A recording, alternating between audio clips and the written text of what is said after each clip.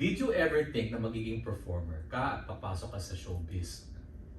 I didn't think that I was going to be a performer. I thought I was just going to be in the choir every Sunday until, yun nga, fate had other plans to thrust me into this stage. And I'm enjoying it. I'm enjoying performing, changing a person's emotion for 2 hours. It's fantastic. Making them feel things, whether joy or heartbreak.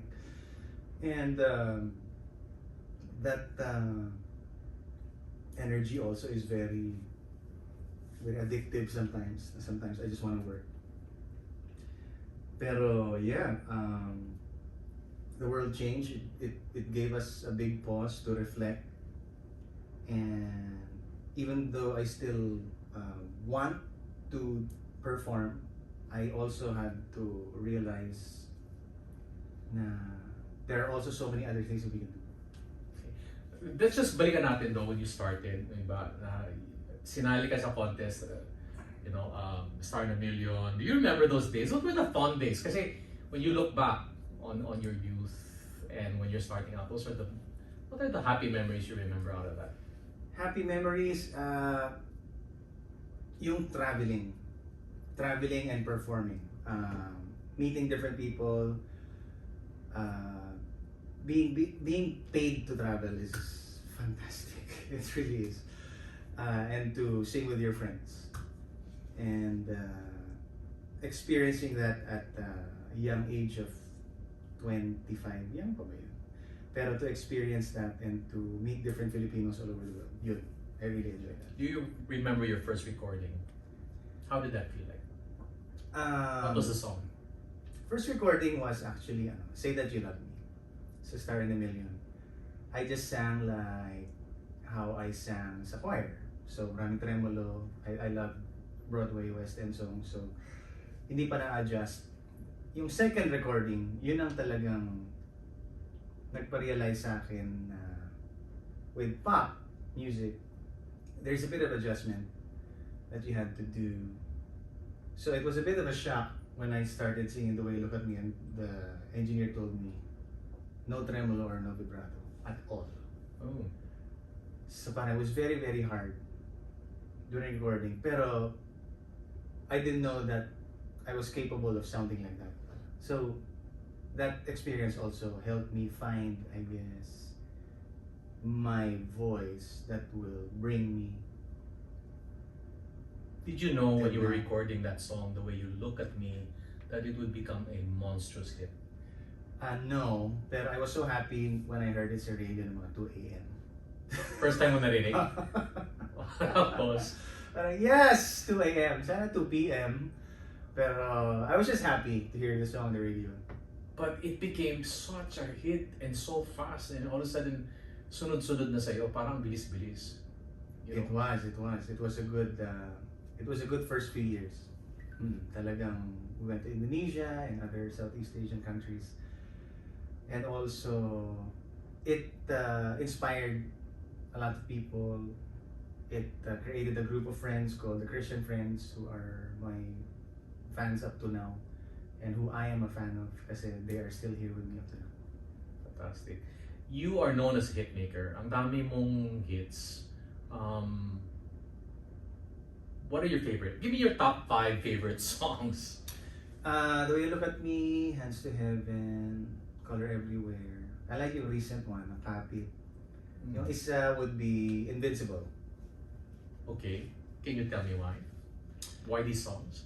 The Way You Look at Me kasi, and I always say this at shows, I like the line, you make me believe that there's nothing in this world I can't be. So it's not just a song about love, but it's a song about seeing what this person can become. Hands to Heaven, it's a cover by Breathe, pero we were able to change it enough na some people thought it was my own. May footage pa ba yun? It was about that mermaid, right? Yes, I think pinadelete ko na lahat. Pero I think meron pa naman. Color Everywhere, it's just a fun mid-tempo inspirational song na talagang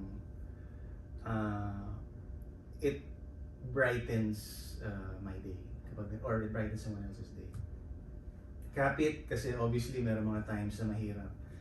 And sometimes you just need to remember your blessings, remember the people around you, remember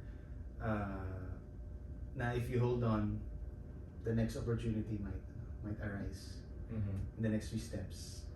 Invincible also because kahit na nasaktan ka, if you're still alive and breathing, it's not over yet. So it's the message, more the message. Okay, maybe the younger ones don't know this, but you're such a big star in Indonesia. Can you relate to us paano nangyari yun? Indonesia was, if I remember correctly, was through the efforts of Warner Music Philippines before. I'm with Universal now. And Warner Music really pitched and promoted the song there in Indonesia, and then they invested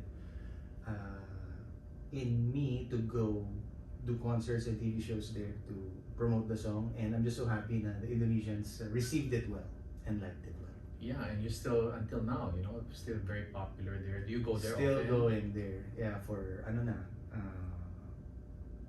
for a few decades na. And ngayon kinakatawa ko na yung mga high school fans ko dati kasi kinakasal na sila. Sa mga weddings. So their weddings, or still doing concerts and some shows for promotion. You did a movie there. Can you tell us about that? Did a movie there. It's called The Special Symphony. I think it showed here for a bit lang, and it was for special students, special kids. Yun yung aim niya, to raise awareness, to raise support as well. And it was my first movie shot abroad, and it was a very good experience. Parang ka music teacher doon, no? Yes.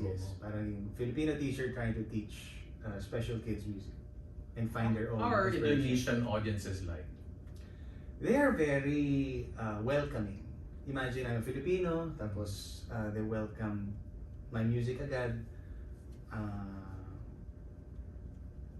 There are also other musicians there na not necessarily from the US charts or from the European charts. Basta kahit saan ka manggaling, kung type nila yung music mo, they will play it. There's just a lot of niches na any type of music, whether jazz, R&B, hip-hop, local, foreign, merong mag-appreciate yan. And the market's big. You've done a lot of concerts in your career, 20-year career. Anong mga special concerts na naalala mo? Or The first one, sa on stage Greenbelt, may nag-propose doon as well. That was memorable. The first Araneta as well, Color Everywhere. X-Class, the 10th year sa Meralco. And hopefully this one will be a memorable one, the 20th year. So now that we mentioned it, tell us what to expect sa 20th anniversary concert mo. It's parang reminiscing the musical journey. It's reminiscing the themes actually of these songs, on how, especially how these songs changed my life, changed other people's lives as well. Kasi without these songs, din naman we wouldn't be here. I want to reshare also these songs to the next generation because some of them will really touch their hearts as well. And a celebration of that and the remembrance of that. Yeah, it's a full orchestra, right? Yes, depende sa budget. Can edit that. Pero it's wonderful kasi also we're celebrating it with an orchestra, with the Manila Symphonic Orchestra. And talagang it's a wonderful theater as well dito sa Samsung Performing Arts Theater. And I think it's just gonna be a very wonderful auditory experience. Yeah, and everybody's expecting to come live again. Does it feel good that you're going to be able to do a big concert again? Yes, it does. We've been waiting for a few years, and talaga it's gonna be an emotional one, especially for me kasi so much history and connecting also with the proper live audience is always amazing. Right, invite your fans and other people who should see the show. Hi, this is Christian, and thank you for being with me the past 20 years. I would like to personally invite you to The Way You Look at Me, January 28th, here at the Circuit Mall, at the Samsung Theater here. And I would love to connect with you again, to reminisce, to share stories, to share and relive all the musical journeys that we've been through together. So see you there. 20 years and beyond. 20 years and beyond.